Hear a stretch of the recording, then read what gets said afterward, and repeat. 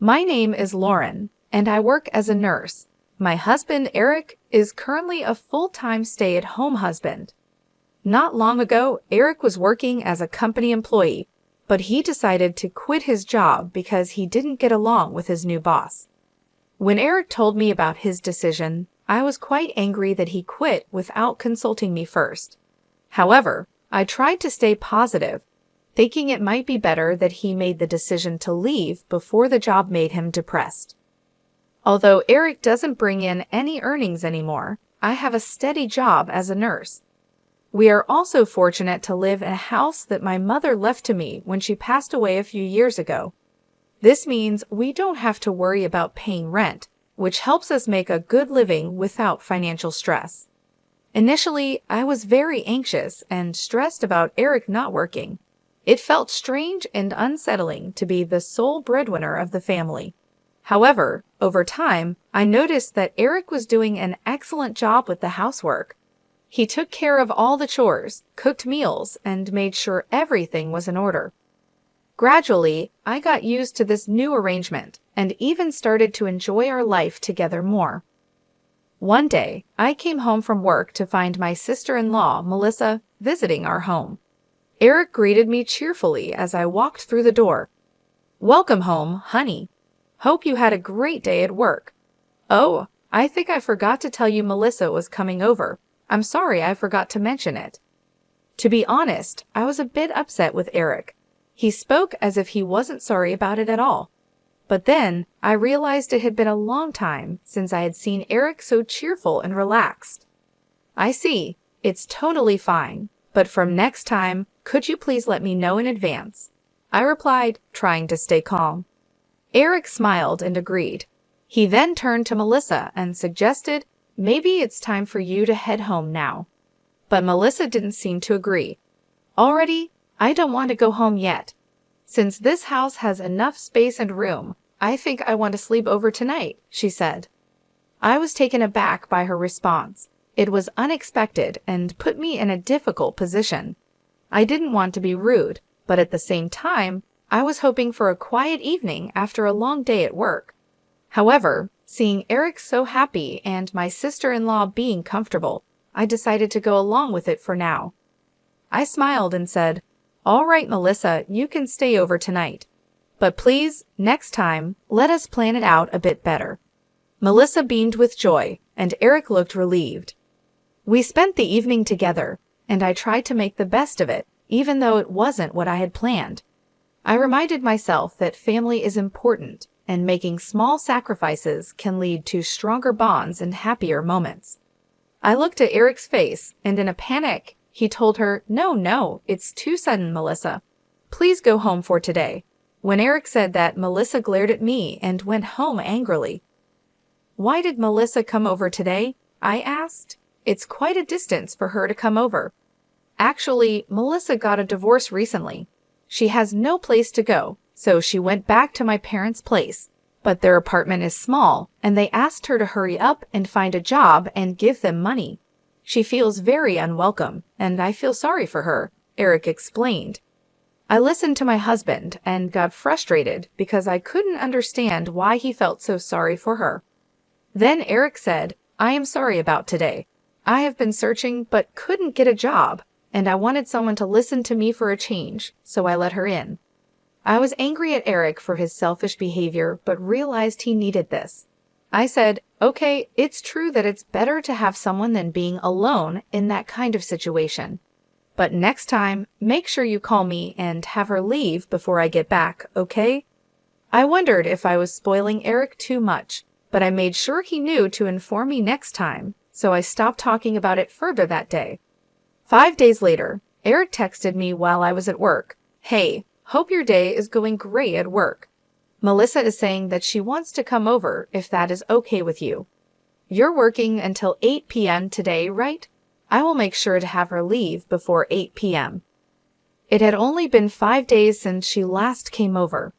Eric said he would make sure Melissa leaves before 8 p.m., but I worried about how long she planned to stay. I said, "Fine, make sure she leaves as soon as possible." I really didn't want Melissa to come over, but seeing Eric so happy about it, I agreed. I wanted Eric to enjoy his time with his sister, so I didn't think much about it. At work, it was such a busy day that I totally forgot Melissa was coming over. When I finally got home, she was still there. "Huh, why are you still here?" I asked, feeling a bit annoyed. Eric noticed my bad mood right away and panicked. "I'm so sorry. I've been asking Melissa for advice and lost track of time. Melissa will leave now." Eric turned to Melissa, and she sighed, saying, "Yes, yes, I will go home now." She started packing her things, acting annoyed, and then laughed. Her attitude really bothered me, so I said, "What's up with her? This isn't her house. Doesn't she have any sense?" Eric defended her. "You're saying too much. She came all the way here just to help me." I thought they could have met somewhere else, but I was too tired to argue. "You're right. Sorry I said too much. I'm just too tired today. I need to rest." Eric looked like he wanted to say more, but I was exhausted, so I went to bed without another word. The next day, I had a day off and was relaxing at home. Eric came up to me and said, "About yesterday, I'm sorry. I was wrong. I wanted you and Melissa to get along, but it wasn't a good time." Since we hadn't talked much lately, I realized how much he wanted us to get along. "Oh, that's the reason. I've been so busy that I haven't made time for us. I did say too much yesterday. I'm sorry." Eric was happy we talked it out. "Okay, today I'll make your favorite dish, meatball pasta." He started cooking, and then his phone rang. "Who's calling?" I asked. "Oh, it's Melissa. I wonder why," he said. I had a bad feeling about it, but told him, maybe it's urgent. Eric checked with me and then picked up the phone. I couldn't hear what Melissa was saying, but the call ended quickly. "How is Melissa?" I asked. "She said she has something to tell me, so she's coming over now," Eric replied. I was irritated because I didn't want to see her on my day off, but since she was already on her way, I couldn't say anything about it. Eric tried to lighten the mood by continuing with dinner. As he cooked, I sat on the couch, feeling a mix of frustration and exhaustion. I had hoped for a quiet day off, but it seemed that wasn't going to happen. I sighed and decided to make the best of it. Melissa arrived shortly after, knocking on the door with an urgency that matched my bad feeling. Eric let her in, and she walked straight into the living room without much of a greeting. "I have something important to tell you both," Melissa said, her voice serious. I exchanged a glance with Eric, who looked just as puzzled as I felt. "What is it, Melissa?" I asked, trying to keep my voice calm. She took a deep breath and said, "I've been offered a job in another city, and I'm thinking of taking it.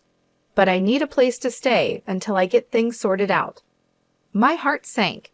The last thing I wanted was more disruptions in our already hectic lives. But before I could respond, Eric spoke up. "That's great news, Melissa. Congratulations on the job offer," he said, his face lighting up. "But where do you plan to stay?" Melissa looked at both of us with hopeful eyes. "I was hoping I could stay here, just for a little while. I promise it won't be long." I felt a wave of frustration wash over me. We had just talked about needing more time for ourselves, and now this. But seeing the hopeful look on Melissa's face and Eric's supportive expression, I knew I couldn't outright refuse. "I understand your situation, Melissa," I said, choosing my words carefully. "But we need to set some ground rules if you're going to stay here. It can't be like last time. We need to know in advance when you'll be here, and you need to respect our space." Melissa nodded eagerly. "Of course, Lauren. I'll make sure to follow your rules. Thank you so much for understanding." Eric looked relieved, and I sighed, hoping we could manage this new arrangement without too much trouble. "All right, let's get through dinner first," I said. "Then we can talk more about the details." We sat down for the meal Eric had prepared, and the conversation was mostly light, though I couldn't shake the underlying tension. After dinner, we discussed Melissa's stay in more detail, setting clear boundaries and expectations. As I lay in bed that night, I couldn't help but feel a mix of worry and hope. I wanted to support Eric and Melissa, but I also needed to protect our space and sanity. It was going to be a delicate balance, and I hoped we could manage it without too much strain on our relationship. The days that followed were a test of patience and understanding.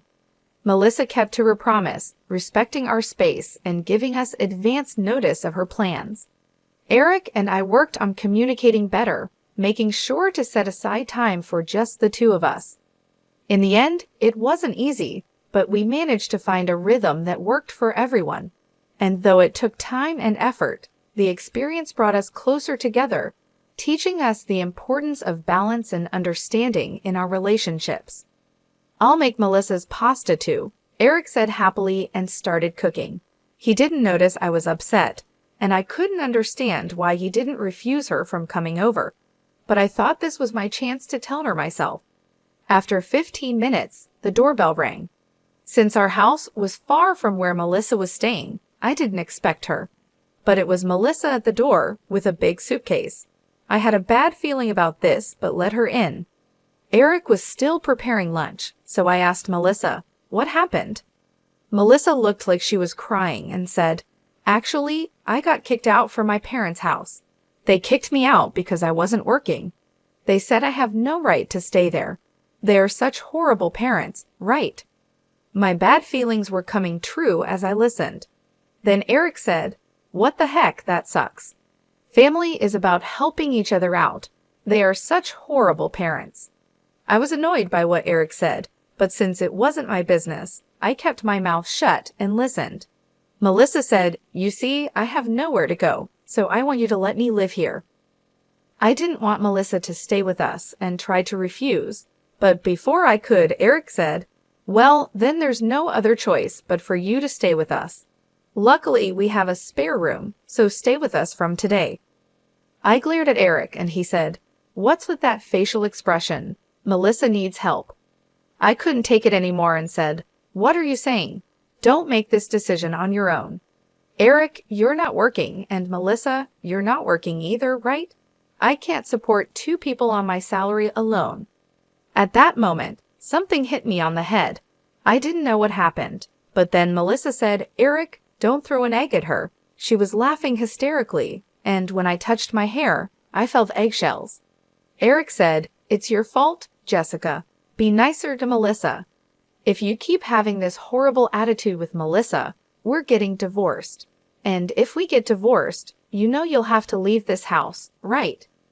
Eric looked at me triumphantly, and Melissa looked at me with satisfaction. Since I kept quiet, they thought I was convinced by them. Melissa asked, "Jessica, are you ready to apologize to us? If so, then just go take a shower, and then we can eat the meatball pasta." I prepared to talk about how the three of us were going to live together. Eric happily finished preparing lunch while Melissa snickered at me and relaxed on the couch watching TV. I had something to say to both of them, but instead, I took Melissa's luggage and threw it off the balcony. They were shocked by my sudden action and yelled, "What are you doing? Are you out of your mind?" Eric panicked and told me to go get the stuff I threw out. I replied, "Why should I? This is my house. I won't allow you to do anything anymore." Eric said, "What are you saying? This is our house, as husband and wife, so it's my house too. I am letting my sister stay here." I scoffed and laughed, and he asked, "What's so funny?" I replied, "Don't you know that I'm the owner of this house? My mother gave it to me, so you have no right to it." Eric and Melissa looked surprised. They said, "For real? Oh no, that's not right. Even if that's the case, since we're still married, it doesn't really matter, you know." They started mumbling, so I said, "This house is mine. If you want to live with your sister so badly, why don't you rent a house and live with her? Besides, why should I support people who don't work at all? Eric, you worked hard until you quit your job, so I didn't say anything about it. But recently, you haven't been doing any housework either. Honestly, I'd rather live alone." When I told Eric what I had been thinking, he said, "Oh really? So that's what you've been thinking about, huh? Well, I don't want a wife who doesn't take care of my family and can't even thank me for taking care of the house." As he said that, he took out divorce papers. I wondered how he had them prepared so quickly. My sister-in-law looked at me with a huge grin on her face, and I understood that she was the one who came up with this idea. I've already written my part, so all you have to do is fill in your part, Eric said. I'll give you some time to think alone. Since you don't have any other choice, just contact me when you want to apologize, all right? After they said that, both Eric and Melissa left. I quickly took a shower, completed the divorce papers, and went to submit them. I think my husband showed me the divorce papers to scare and threaten me, even though it was Melissa's idea. I've already written my part, so all you have to do is fill in your part, Eric said. I'll give you some time to think alone. Since you don't have any other choice, just contact me when you want to apologize, all right? After they said that, both Eric and Melissa left. I quickly took a shower, completed the divorce papers, and went to submit them. I think my husband showed me the divorce papers to scare and threaten me. Even though it was Melissa's idea, Eric went through with it. I don't want a husband who would do such a thing to his own wife. A few days later, Eric called and asked, "Are you ready to apologize?" I was really angry. "What are you calling about all of a sudden? Why should I contact you? You're just a stranger to me now." Eric sounded confused. "What do you mean a stranger? Is there something wrong with your brain?" He didn't seem to understand the situation, so I decided to tell him clearly. "I submitted the divorce papers, and it's finalized. So you and I are strangers now. Oh, and I sold my house already, so even if you try to come back, there's no point. I also quit my job and am starting fresh somewhere else. I sent all your belongings to your parents, and they should be arriving soon. I'm worried if they'll all fit in their small place." Eric seemed clueless about what was happening and sounded like he was arguing with someone on his end. "Anyway, you're the one who suggested the divorce in the first place, right? I have nothing more to say to you. Since I want nothing to do with you, I'm blocking your number. Goodbye." My ex-husband yelled something, but it wasn't my concern. I hung up and blocked his number. A few months later, I happened to visit the area where I used to live. On my way home, I stopped by a supermarket. There, I saw someone who looked like my ex-husband, Eric, working. It seemed like he made a mistake at work, and a younger woman was scolding him. "Oh, how many times do I have to tell you to understand? Don't make me repeat myself," she said while other workers chuckled at the scene. I felt a bit bad for him seeing the situation. He was getting scolded by a much younger woman, and other workers were laughing at him. But there's nothing I can do about it because he's just a stranger to me now. As I watched him, I thought about how things might have been different. If Eric had thought more about how to handle his sister, maybe this wouldn't have happened. Melissa caused so many problems between us, and Eric just went along with it without considering how I felt. But in any case, I'm glad I divorced him. It wasn't an easy decision, but looking back, it was the right one. Now, I am enjoying my life being single. I have more peace and freedom. I don't have to deal with the stress of their constant drama. Since the divorce, I've had more time to focus on myself. I've started new hobbies, met new people, and even took up a new job that I love. I'm in control of my own life, and it feels great. Seeing Eric in that situation reminded me of how much I've grown. I don't have to worry about his problems or his sister's issues anymore. They are not my responsibility. I am free to live my life the way I want, without the constant stress and unhappiness that came with our marriage. So while I felt a bit bad for him in that moment, it quickly passed. I reminded myself that he made his choices, and I made mine. And my choice to leave was the best decision I could have made for my own happiness and well-being.